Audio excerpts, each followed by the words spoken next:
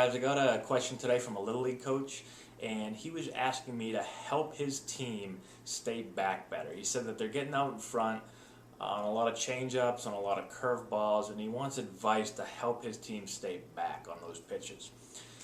This is a really big topic, especially at younger levels, because when I go to games, Little League, Babe Ruth, even high school, anytime a player swings and misses at a changeup or a curveball, you'll hear coaches and parents start yelling, "Stay back, stay back." It's a word that's used often all throughout baseball, and what I want to explain is there's a right way to stay back and then there's the wrong way to stay back. And I don't want kids to get confused because this can hurt kids sometimes. So, here's the wrong way to stay back.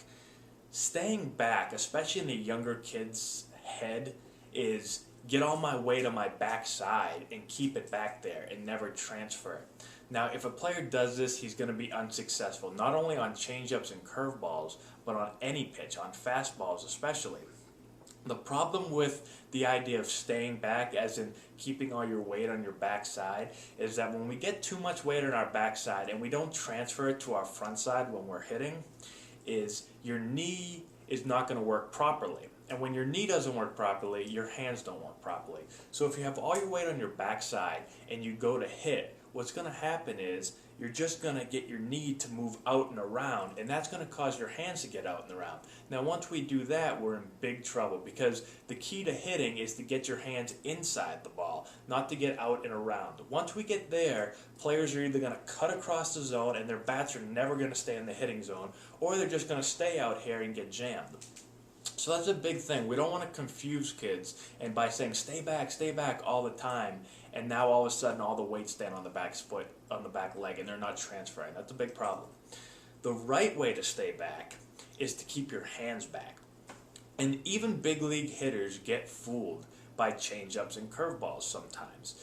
Now what they do well is they don't keep all their weight on their back foot. They still get out there and they take their stride and they transfer their weight. And if they realize that it's a changeup or curveball, they just keep their hands back. And now they let the ball travel, and you've got a chance, even if you're fooled, even if you get out front a little bit. If your hands are back, you still have something to hit with. You have something left. They don't just keep all their weight on their backside. That's a big problem. So teach your players to keep their hands back when they're fooled.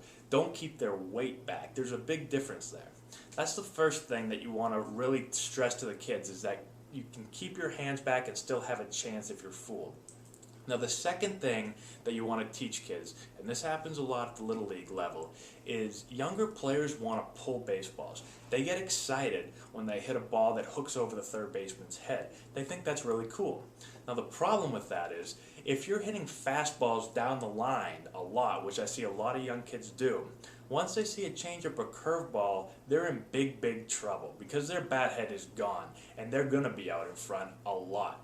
So what we need to tell little kids, and we can work on it in batting practice, is we want to move the ball back up the middle. We don't want to be so pull conscious, and we need to explain to them that base hits are back up the middle. And as pretty as they think it looks to pull a ball, you're in big trouble if you're going to try to make a living by hitting, for a right-handed hitter to hit nothing to the right side of the shortstop. You're going to be in big trouble. So we want to explain to them to move the ball back up the middle, and we do this in batting practice. Every couple of rounds, you'll have an opposite field round, or say back up the middle, hit it off the L screen. You can change it up and keep it interesting, but you want to stress the idea of hitting the ball back up the middle and not just pulling everything.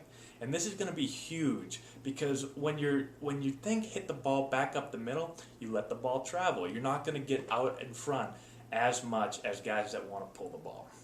So those are the two big things. Stressing the importance of not keeping the weight back, because that's bad. Keeping the hands back when you're fooled on a changeup or a curveball. And the second thing is stressing to move the ball up the middle and don't get so excited to pull everything. So try those two things, see how they work. I think they're going to help you out. And thanks for the question. I really appreciate it. Keep sending in all those questions, guys. Thanks a lot.